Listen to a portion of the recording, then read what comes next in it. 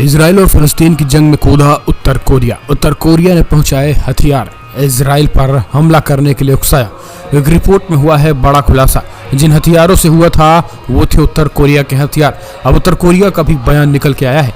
दरअसल इजराइल पर 7 अक्टूबर के हमले में हमास के आतंकियों ने संभवतः उत्तर कोरिया के हथियारों का पूरी तरीके से इस्तेमाल किया था।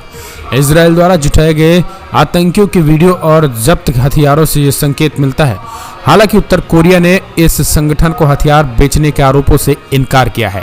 उत्तर कोरियाई हथियारों पर वीडियो का 2 विशेषज्ञों ने विश्लेषण भी किया है, जिसमें एपी द्वारा हथियारों के वीडियो के विश्लेषण और दक्षिण कोरियाई सेना की सूचना के आधार पर इस बात के संकेत मिले हैं। इस बीच उत्तर कोरिया का बड़ा बयान भी निकल के आया है, जिसमें उन्होंने कहा कि फलस्तीन सिर्फ अरब या मुसलमानों का मुद्दा नहीं बल्कि एक आज़ादी का मुद्दा है।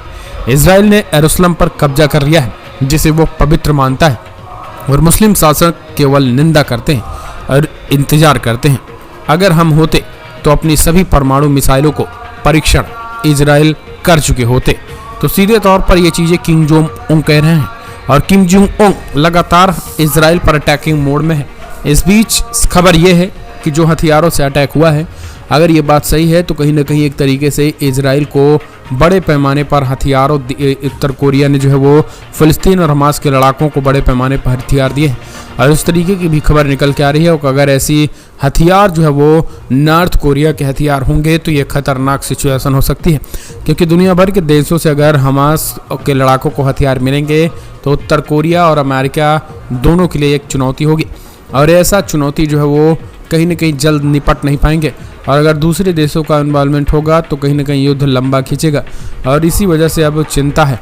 हालांकि उत्तर कोरिया ने इससे पूरी तरीके से इनकार किया है, लेकिन एक रिपोर्ट निकल के आई है कि उत्तर कोरिया ने रशिया को बड़े पैमाने पर हथियार दिए हैं, और रूस के रास्ते जो है वो संभवतः जो है वो सीरिया पहुंचा है, और सीरिया के जरिए जो है वो हमास के लड़ाकों तक ये हथियार पहुंचा है। इस तरीके की खबरें निकल के आ रही है। अमेरिका की एक नासा एजेंसी ने इस बात की पुष्टि की है कि बड़े पैमाने पर जो हथियारों का जखीरा है ट्रकों में भर करके वो रूस पहुंचा है उत्तर कोरिया के जरिए। और यही कारण है कि अब ये सिचुएशन साफ देखने को मिल रही है कि बड़े पैमाने पर हथियारों के जखीरा होने की वजह से इस तरीके की चीज़ें हो पाई हैं। तो कमेंट्स माध्यम से आप अपने सुझाव देना ना भूलें। जो मिसाइलें और जो हथियार लगातार ये चीज़ें हुई हैं, इसके पीछे क्या वाकई में उत्तर कोरिया का हाथ है? अपने सुझाव देना ना भूलें। और अगर ये उत्तर कोरिया, चाइना, रूस तक ये युद्ध पहुंचता है तो क्या ये द्वितीय विश्व युद्ध की दस्तक नहीं है? क्योंकि उधर से लगातार इजराइल को जो है वो अमेरिका खुलेआम समर्थन कर रहा है, फ्रांस और ब्रिटेन लगातार समर्थन कर रहे हैं, भारत भी कर रहा है। तो कमेंट्स माध्यम से अपने सुझाव इस वीडियो में इतना ही। जय हिंद, जय भारत।